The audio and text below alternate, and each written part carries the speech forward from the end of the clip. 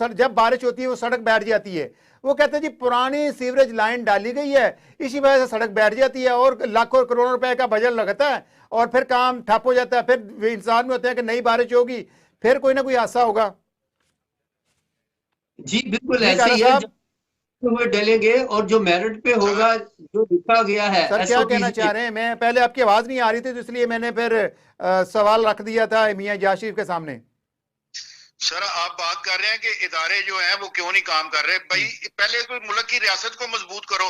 ठीक है, पहले मुल्क की रियासत मजबूत होगी तो फिर ये इदारे काम करेंगे ना। और इदारे जो है वो एहसान समझते हैं कि इस रियासत के लिए हम काम करते हैं। वो लोगों पे एहसान चढ़ाते हैं। वो कहते हैं जी हम आपके मुलाजिम नहीं, ये अब गवर्नमेंट सर्वेंट नहीं है, ये सिविल सर्वेंट होने चाहिए। ठीक है, ठीक है ना। अब जो पाकिस्तान में जो इस वक्त इदारे हैं वो इतने मुंह जोर हो चुके हैं कि उनका कोई वाली वारस ही नहीं है। अच्छा, ये अभी मियां जाशिफ कह रहे थे जिन अफसरान की इंक्वायरियां लगी हुई हैं एंटी करप्शन में, वो भी कहीं मुकम्मल करके ले दे के वहां पे अपने ओहदों पर विराजमान है। मतलब ब्यूरोक्रेसी, ये पब्लिक सर्वेंट होते हैं, ये इस तरह बन चुके हैं जैसे अवाम इनके लिए रियाया है और ये हुक्मरान है। और ये मैं समझता हूँ हुकूमतें तो बनती रहती हैं, लेकिन ये ब्यूरोक्रेसी, ये चीफ सेक्रेटरीज और ये सेक्रेटरीज, ये तो 50-60 साल हुक्मरानी करते हैं अवाम पर। आप एलडीए की बात कर रहे हैं कि एलडीए जो है ये लाहौर की ये लाहौर का जो इदारा है सबसे बड़ा इदारा है, लोकल इदारा।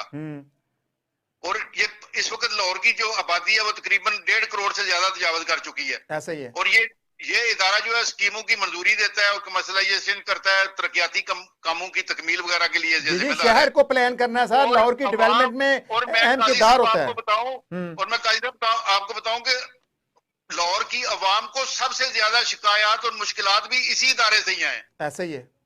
आए रोज जो है वो इदारे के अफसरान के खिलाफ एंटी करप्शन के और नैब के केसेस जो मुकदमात दर्ज होते हैं। फिर जो असल मसला पता है क्या दर्ज होते हैं, कोई बात नहीं, लेकिन जो सरपरस्ती करने वाले ताकतवर हाथ है ना, जो इनको फिर छुड़ा के ले आते हैं, इनकी बरियत के लिए कोशिश करते हैं और पुरकशिश सीटों पर उनकी दोबारा तैनाती को मुमकिन बनाते हैं ताकि वो अपने काम करा सके। नए डीजी एलडीए तैनात हो चुके हैं, आप उनकी कारकर्दगी से कितने पुरुमीद हैं?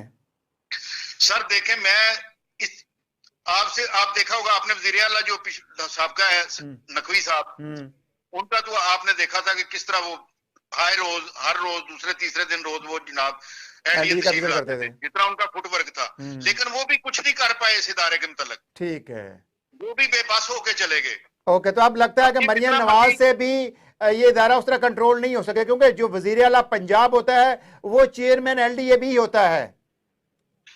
मैं ये बात कर रहा हूँ चेयरमैन एलडीए की तो छोड़, मैं कहता हूँ जी इस इदारे में जब तक सियासत खत्म नहीं होगी, सियासी इन्फ्लुएंस खत्म नहीं होगा, ये जो बड़े बिल्डर्स हैं, माफियाज हैं, वो यहाँ से खत्म नहीं करेंगे, ये इदारा ठीक नहीं हो सकता। क्योंकि ये जो मेरे पास आखिरी 2 मिनट है, मैं चाहूंगा कि मियां जाशिफ का भी मौकफ ले लें, फिर उसके बाद हम अहमद अली का मौकफ लेकर क्लोज करेंगे।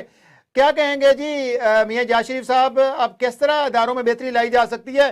क्योंकि अगर ऊपर अरबाब इख्तियार ठीक होंगे, करप्शन से पाक वो हुक्मरानी कर रहे होंगे, तो निचला अमला भी करप्शन से पाक इदारे चलाएगा।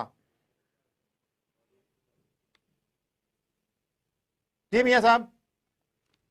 जी काजी साहब, अभी भाई ने कहा कि वो उनकी सरपरस्ती करते हैं। जब एंटी करप्शन ही सहूलतकार बन जाएगा करप्ट ऑफिसर्स का, तो फिर आगे क्या होगा? कोई पूछना नहीं है। बस होगा कि भैंसों के बाड़े की तरह चला रहे इस पूरे मुल्क को और डिपार्टमेंट्स को। ठीक है, चलें अहमद अली खान साहब, आप मुझे सुन रहे हैं? अच्छा अहमद अली खान साहब, आखिरी 1 मिनट आप अपनी बात मुकम्मल कीजिए कि शंघाई जैसे बड़े बड़े शहर चाइना के, उन्होंने अब आबादी को भी कंट्रोल किया, अपने जो मसाइल थे उनको भी हल किया और फिर बेहंगम बेतरतीब आबादी को भी कंट्रोल किया।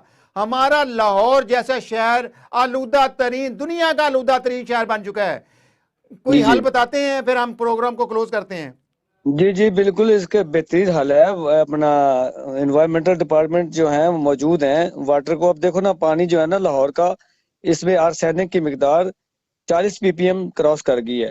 हालांकि 30 ppm जो रिकमेंडेशन है WHO की अपनी ह्यूमन हेल्थ के लिए, और दूसरा जो आप सुन रहे हैं, इन रावी में का जो पानी बंद हो गया, जो कि रावी मेनली था कि जो लाहौर का वाटर रिचार्ज करता था। देखिए मेरी बात सुने, ये हुकूमत जो है, देखो इंसानी साथ क्यों खेलना चाह रही है? ये आपस में इनके मामलात हैं, ये देखें, इनको ख्याल ही नहीं है। अब आने वाले जो मामलात हैं बहुत संगीन किस्म के हैं। ये सिर्फ इंसानी अस्पताल बनाने की बातें करते हैं। वो बीमारियां जिस वजह से पैदा होती है, रूट काज, वो क्यों नहीं हल उसका निकालते? बाकी ये तो बाद की बातें हैं ना। ये आप देखें, अब जो आर्सेनिक है, एक ऐसा जहर है जो आपको नजर नहीं आता है, आप उसका टेस्ट नहीं है, तो उसकी स्मेल नहीं है, वो आपके लाहौर के पानी में 30 ppm से क्रॉस कर गया। अब उसका कोई हल नहीं, कोई पॉलिसी नहीं है उसके लिए। अब जो डेवलप्ड कंट्रीज हैं, चाइना जैसे आप बात कर रहे हैं, उनके ऊपर जो पॉलिसीज बनी हुई है ना, उनकी इम्प्लीमेंटेशन है, बस स्ट्रिक्टली इस पर वो करते हैं, सेंसर वाटर यूज करते हैं। वहां पे आपको कोई वाटर टैप नजर नहीं आएगी खुली छूट है, वो सेंसर्ड वाटर है। और उन्होंने रिसाइकल करके उनको अपनी जो है ना फसलों को वाटर यूज करते हैं, वाटर रिचार्ज करते हैं जेर जमीन, जो उसकी बारिशें हैं या सैलाब है, उसको मैनेज किया हुआ है। मिनी डैम बनाए हुए हर सिटी में उन्होंने, जो है ना एक जो स्टोरेज बनाई हुई है, बेसन पॉइंट होता है ना, हर सिटी का बेसन पॉइंट होता है, अल्लाह ने बनाया होता है, उसको उन्होंने लैक में कन्वर्ट किया। उस बेसन पॉइंट को वहां पे लैक बना दी हुई है, जहाँ पे वो वाटर जो आपका ओवरफ्लो वाला है वो भी स्टोर हो जाता है, और नीचे वाटर जेर जमीन पानी रिचार्ज भी होता है। बड़ी एक साइंस है ये, इन पर फोकस ही नहीं है। मैं देखता हूँ, मुझे हैरानगी होती है कि हमारा आगे आने वाले वक्तों में बनेगा क्या?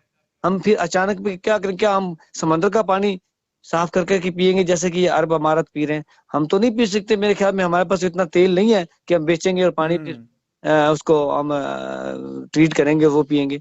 हमको मैनेज करना चाहिए। तो इसके ओके, ये लॉन्ग टर्म प्लानिंग की जरूरत है। बहरहाल अहमद खान साहब, आपका बहुत शुक्रिया। फिर दिन किसी और प्रोग्राम में शामिल करेंगे। अच्छा नाज़रीन, आपने बात सुनी है कि हमारे यहाँ इदारे भी मौजूद हैं और कवानीन भी मौजूद हैं, लेकिन ना वो हमारे सरकारी अफसरान अपनी ड्यूटी ईमानदारी से करने को तैयार होते हैं, और ना इसी तरह अवाम की भी कोई